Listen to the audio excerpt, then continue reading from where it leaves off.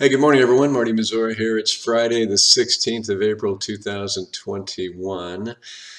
This is going to be our macro update for the week. Time constraints today and over the weekend are inspiring me to just kind of talk at you. I am going to keep this one briefer than normal, I promise, but pertinent. So on your screen, that's our simple graph of the PWA index. As you can see, we got a really nice bump here this last week. So we went to a score of 26.53, solidly in the green, and that was an 8.16 improvement over last week. So that looks good. Okay, so we had several score changers to the positive, and all but one actually were directly in the consumer space. So starting right out, it was consumer debt outstanding. Now this can be counterintuitive to some folks in terms of why this is optimistic, but of course economists love it, right? So if people are borrowing, right, and they are indeed finally, once again, that's a big number, the highest since 2017. But of course, what that suggests is that they're feeling confident enough to hit their credit cards. And indeed, they are. Credit jumped month over month by almost $28 billion on the consumer side. $8 billion of that was just simply on revolving debt, call it credit cards, and then non-revolving, which would be auto loans, school loans, and so forth, are the other, roughly $20 billion of borrowing. I've been preaching a ton ever since 2019, and actually before. We've had our eye on this for a long time, but it really got to be a concern of ours in 2019 about the incredible corporate debt bubble that was ultimately going to be hugely problematic in our estimation during the next recession. And then, of course, since then, with the next recession came government borrowing and spending like nothing the world's ever seen. And that, to some extent, has alleviated the pressure on that debt or that credit bubble. Not from a solvency standpoint, which we'll go into much over the weeks and months to come, but just from a securities trading standpoint, from a bond trading standpoint, a credit spread standpoint. Now that the consumer is ramping up to join the party, there's just another something that ultimately could create stress later and exacerbate what happens when things roll over the next time. So stay tuned. But right now, from an economic standpoint, of course, that's a positive because that's more money coming out of, let's say, the banking channel and into the economy. The mortgage purchase application index. Now, this didn't change scores. This actually is already a negative. But as you can see here, we have clearly rolled over, right, in terms of number of apps, and it's been pretty consistent. And this was the rate of change. It kicked up, which means it was a little less negative of a change from the prior week. But this is, in a sense, this is at odds with other, robust, optimistic data that we're getting out of the housing market. I'm going to show you more here in a second.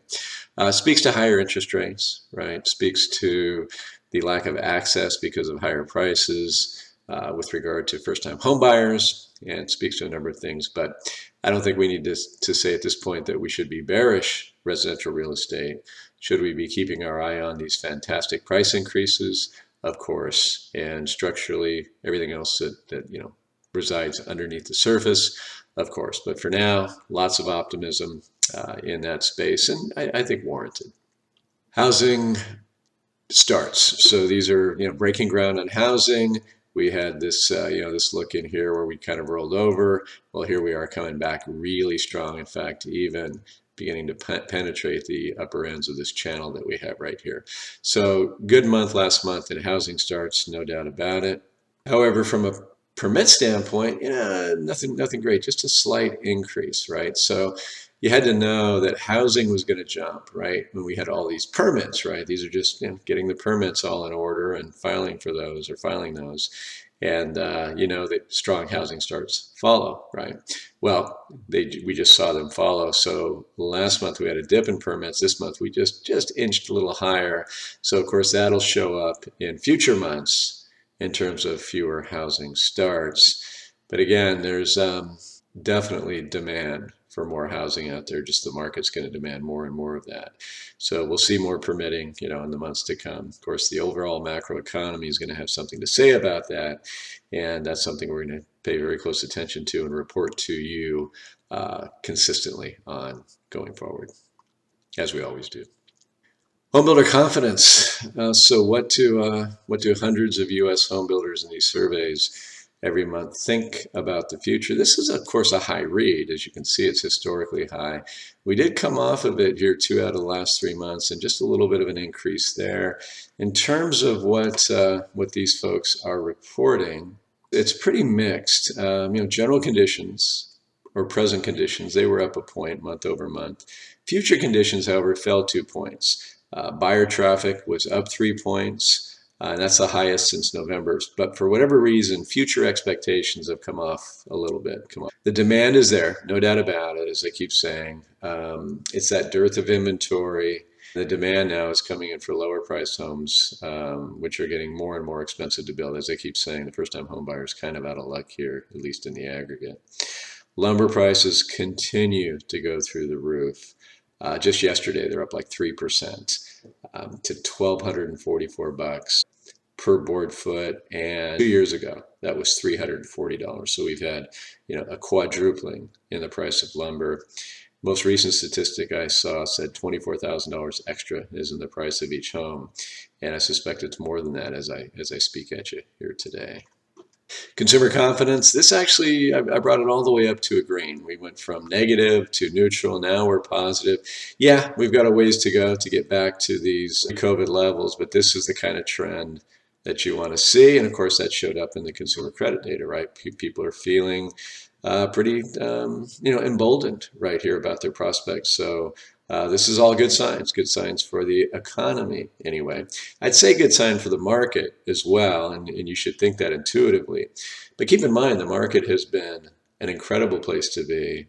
Wow, the data has been not so incredible. In fact, quite the opposite. Why would that be? Because the market isn't really trading on great data these days. It's trading on great stimulus, right? Great interest rate suppression, money printing, all those kinds of things. So we've got to be on our toes as we think about these things, right? If the data and which includes the sentiment data and so on, continues to get better, well, that's going to put some real pressure on the powers that would like to just continue to stimulate till the end of time. And if the market gets wind of maybe a cut in stimulus or a tightening by the Federal Reserve, which, by the way, I don't think is in the offing given the debt bubble that we have, but a lot of economists do, well, you actually may see the opposite. You may see, hey, wow, the economy's great. Why is the stock market tanking? And that would explain it if indeed we see that phenomenon here anytime soon.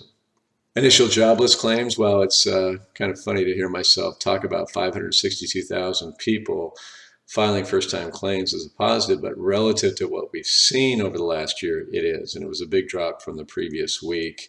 And as you can see now, I can finally say that we're not at all-time records. It was a little higher than that in the worst of the 2008 recession. And back in the 1980s, it was a little higher than that, and that 73, 74 recession. We got it right here as well. So the trend is in the right direction. That I'm certain will continue. But of course, it's pretty lucrative for someone who didn't, make a ton of money, maybe somebody in the service sector, on a relative basis, to be on unemployment today with all the extra benefits. And that's problematic. It's problematic for employers.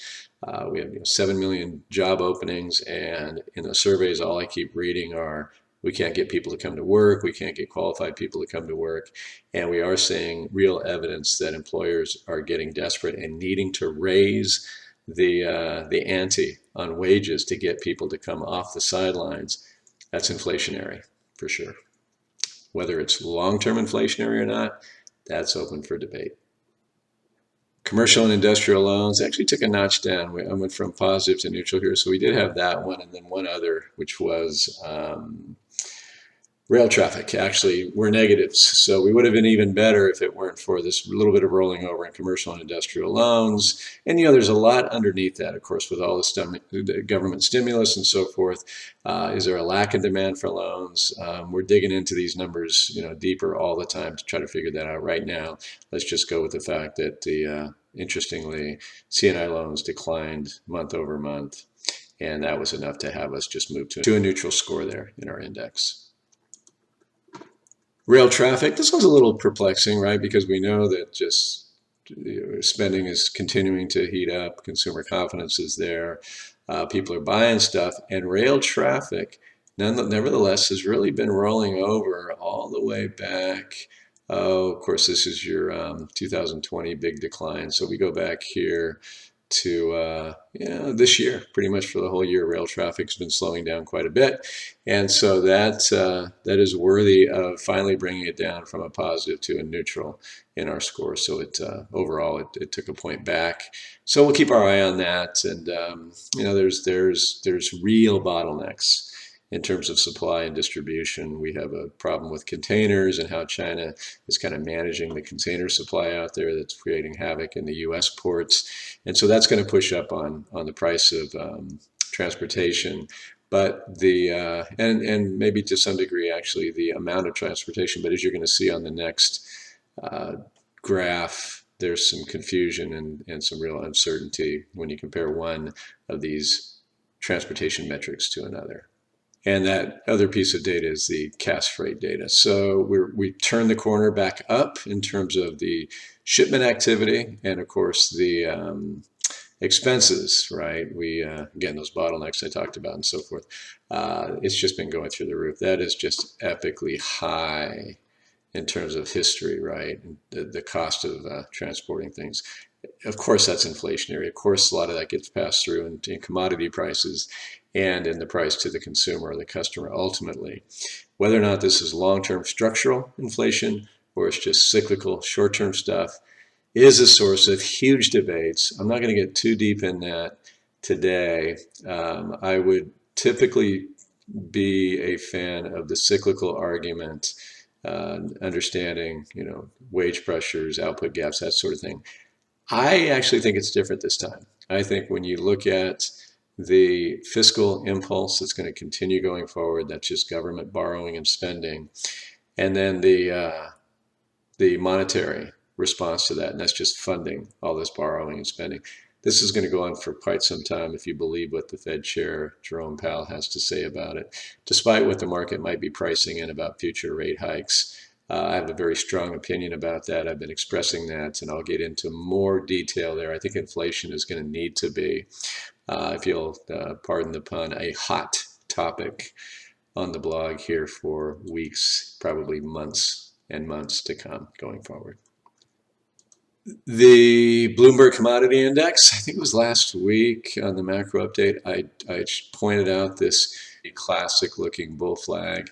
And if you'll recall, the way this works from a technician's perspective is you have this flag pattern, it's a consolidation of the big gains, you break out, look at that breakout, and the next target then is the length of the flagpole put up against here. So if this plays out, we've got quite the run left to go in the near term in overall commodity prices. So again, that's quite the technical picture there. And so far, it's playing out the way it does. So bull flags are pretty high probability technical setups. So we'll see how that goes.